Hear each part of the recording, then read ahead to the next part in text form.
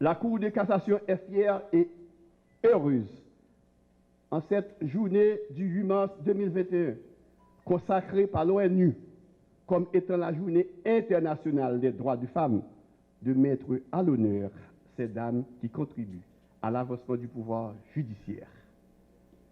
Encore une fois, en guise de rappel, en remontant à juillet 2012, le point de départ de l'indépendance du pouvoir judiciaire, il s'est constaté, au moins d'une décennie, une étonnante évolution de la parité homme-femme au sein du pouvoir judiciaire.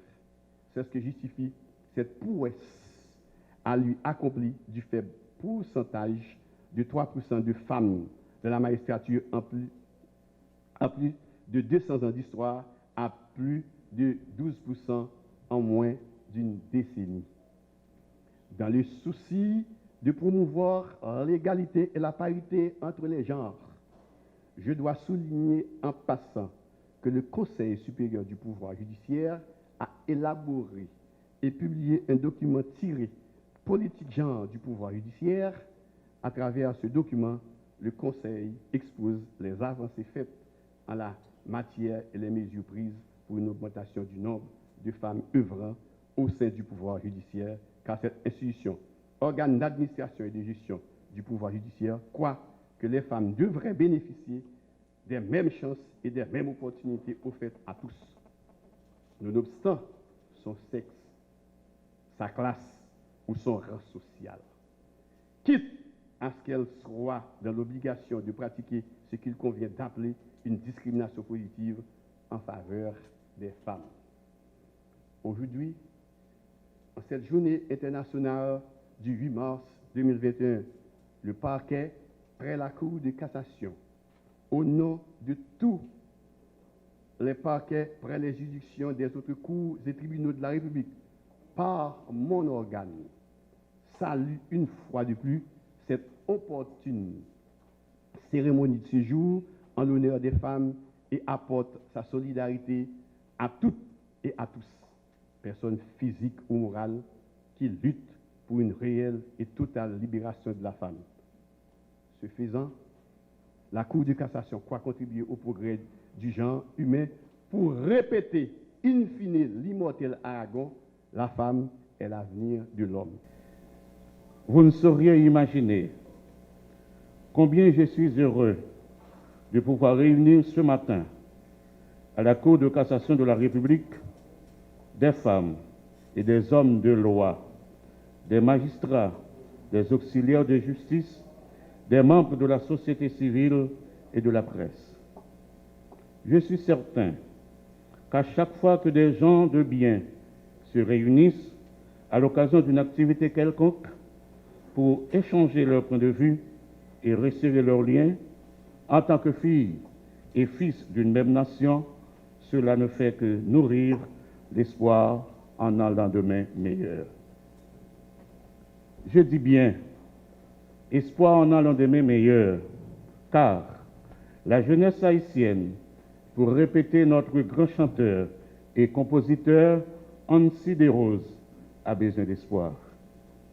Nous devons, chacun dans sa sphère d'activité, accepter de faire d'énormes sacrifices en vue de créer une lueur d'espoir pour la génération future et permettre à chaque Haïtienne, chaque Haïtien, peu importe là où il vit, en milieu urbain ou à la campagne, au pays ou à l'étranger, d'avoir un brin de fierté.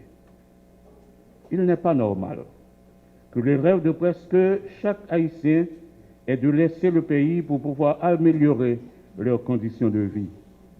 N'est-il pas honteux de transformer ce beau pays, nourri du sang de nos ancêtres, en une terre de misère, où le droit à la vie, la santé, l'alimentation, l'éducation, le logement, le travail, la justice, l'information et le loisir n'est pas garanti. Nous devons commencer par mettre de l'ordre partout, dans les institutions tant publiques que privées, ainsi que dans les familles. C'est dans ce contexte, sachant que la femme haïtienne est synonyme d'ordre, de dialogue, de respect des principes et de gestion rigoureuse, que nous avons choisi cette journée consacrée internationalement aux femmes pour attirer l'attention de nos concitoyennes et de nos concitoyens sur l'urgence de faire triompher la loi dans le pays. L'officialisation de la Journée internationale des droits de la femme en 1977 demeure l'une des plus grandes décisions de l'Organisation des Nations Unies. Cette journée, consacrée dans de nombreux pays à travers le monde, le 8 mars offre l'occasion d'évaluer la situation des femmes, mais surtout de densifier le développement de tout un ensemble d'outils permettant de changer considérablement la vie des femmes. Cette journée nous emmène à l'évidence que la vie est un combat de chaque jour qui vaut la peine d'être mené avec foi. Ce, après s'être fixé des objectifs clairs. Les acquis en matière de droits des femmes ne sont pas des cadeaux. Ils résultent d'incessantes luttes qui ont été livrées sur plusieurs fronts, notamment par des femmes qui ont pris conscience de leur égalité avec des hommes et qui ont refusé le traitement du sexe faible. Ce sont des conquêtes de l'humanité dans sa recherche de justice et d'un monde plus équilibré. Cette journée internationale de femmes est célébrée cette année sous fond de la pandémie Covid-19. À un moment où des millions de personnes sont atteintes de Covid-19, les yeux ne peuvent que spécialement tourner vers les femmes qui, faute de leur instinct maternel, peuvent engendrer de la joie dans les cœurs, malgré les pleurs, et faire scintiller des étoiles au milieu des couches épaisses de nuages. Aussi, l'Organisation des Nations Unies a-t-elle choisi comme thème de célébration de la Journée internationale des femmes cette année, leadership féminin pour un futur égalitaire dans le monde de la Covid-19. Les femmes haïtiennes, pour leur part, constituent le potomitan de notre pays. Cette terre a connu de belles figures féminines, et je peux citer à titre d'exemple la reine Anna Caona au cours de la période colombienne, le rôle déterminant de la prêtresse Cécile Fatima à la cérémonie du bois caïman, les héroïnes de la guerre de l'indépendance comme Sanit Belair, Catherine Flon, Dédé Basile, Grande Guitonne et l'impératrice Marie-Claire Heureuse. Encore plus près de nous, on ne peut qu'applaudir les initiatives des femmes haïtiennes au cours de l'occupation américaine à travers plusieurs associations et groupements féminins dont la Ligue internationale des femmes pour la paix et la liberté en 1926 et la Ligue féminine d'action sociale en 1934. C'est grâce à ces mouvements éclairés que les femmes haïtiennes ont conquis le droit de vote et d'éligibilité dans la Constitution de 1950 et le décret de 1982 qui leur a enlevé l'épithète de mineurs juridiques aux femmes haïtiennes en leur permettant d'effectuer des transactions ou rester en justice sans l'autorisation de leur mari. Les femmes haïtiennes ont assuré la transmission de génération en génération. Merci aux femmes du monde entier et particulièrement aux femmes haïtiennes. Je vous vénère toutes, les femmes paysannes, les commerçantes, nos chères Madame Sarah, les femmes au foyer, les femmes qui sont dans l'enseignement, celles qui travaillent dans le système sanitaire, celles qui prêtent leurs services tant dans les fonctions publiques que dans les secteurs privés, celles qui travaillent dans les cours et tribunaux du pays. Je dis, Aïbobo, chapeau bas, à toutes les femmes haïtiennes qui ne cessent de lutter pour l'éducation de leurs enfants. Je vois en elle ma mère, qui avait mené un dur combat pour faire de moi ce que je suis aujourd'hui. Laissant les héritages de ses parents, fuyant certains privilèges, avec un fer à repasser, elle s'était sacrifiée pour moi. Elle m'a appris le sens de la vie. Elle a été ma reine et j'ai été son prince charmant. Pour rien au monde, je ne salirai sa mémoire. Mieux vaut mourir que d'être le marchepied de quiconque. L'article 60 de la Constitution de la République dispose que chaque pouvoir est indépendant des deux autres dans ses attributions qu'il exerce séparément. Le constituant, voulant faire de l'indépendance l'épine dorsale du fonctionnement des pouvoirs, a ajouté qu'aucun d'eux ne peut, sous aucun motif, déléguer ses attributions en tout ou en partie, ni sortir des limites qui lui sont fixées par la Constitution et par la loi. En tant que magistrat, je peux l'affirmer, tout magistrat est jaloux de son indépendance.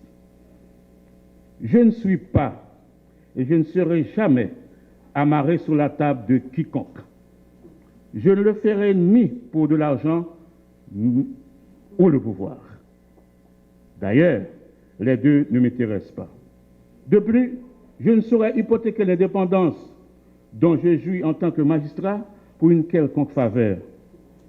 Quelle faveur peut-on accorder au magistrat René Sylvestre? Pour moi, avec mes 28 ans de carrière et arrivé au sommet de la justice haïtienne, mon rêve s'est réalisé. Je n'ai rien à vouloir d'autre. J'ai la possibilité de vivre ma vie très modestement, car ma mère m'a toujours appris, en tant que son unique enfant, qu'elle a mis au monde très tard, qu'il faut toujours vivre avec ses moyens et ne jamais envier d'autres. En tant que juge, je n'ai que ma conscience et les textes de loi qui sont et seront toujours ma boussole. Je n'ai aucune redevance envers les humains. Je n'ai aucune redevance envers les humains, puisque Dieu a déjà tracé ma destinée. En tant qu'homme et fils de la lumière, je suis maître de mon destin. J'appartiens à la lumière et on me suit. Dans le métier de magistrat, on n'arrivera jamais à plaire tout le monde.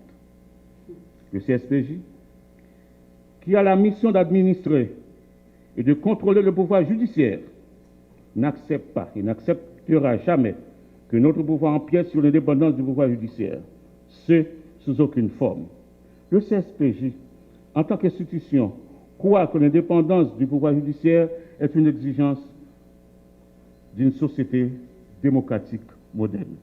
Ainsi, nous avons toujours prôné que le magistrat doit s'acquitter de son travail sans pression, menace et interférence de la part de quiconque. Dans ma carrière de magistrat, Dieu seul sait combien de fois je me déportais d'une affaire parce que des hommes politiques m'avaient approché pour une décision en leur faveur. À titre d'exemple, doyen du tribunal de première instance de Saint-Marc, j'ai failli perdre ma peau pour un jugement que j'avais rendu contre le Palais national. Commissaire du gouvernement de Saint-Marc, je craquais la porte au ministre de la Justice, maître Hans Malbranche, qui m'avait intimé l'ordre de libérer un proche du directeur général qui était prévenu de voies de fait, suivi de blessures sur une dame. Informez-vous sur l'ordonnance que j'avais rendue en tant que doyen du tribunal de première instance de Saint-Marc, quand un juge d'instruction de mon tribunal avait convoqué Sonny Bastien, journaliste de Radio Kiskeya de regretter mémoire, pour révéler sa source d'information. Il avait pour avocat Maître Samuel Madistin. Une décision courageuse qui faisait tache d'huile. Cependant, il convient de souligner que, pour le bon fonctionnement de l'État, les pouvoirs ne sont pas hermétiquement séparés. Toutefois, les mécanismes institutionnels établis par la Constitution ne permettent pas à un pouvoir de prendre l'ascendant sur un autre. Ainsi, le pouvoir judiciaire entretient des rapports avec les autres pouvoirs sur des bases bien définies par la loi. Les autres pouvoirs de l'État se doivent de respecter la Constitution et les lois de la République dans leur rapport avec le pouvoir judiciaire. Et nous l'exigeons toujours tant que nous serons à la tête du CSPJ.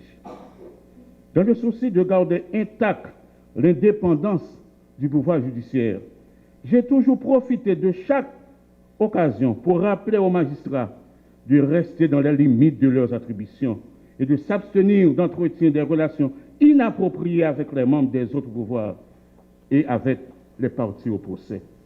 Je leur ai toujours rappelé d'éviter de se prononcer publiquement sur les faits d'actualité et de rester hors du jeu politique pour ne pas affecter le caractère équitable de tout éventuel procès.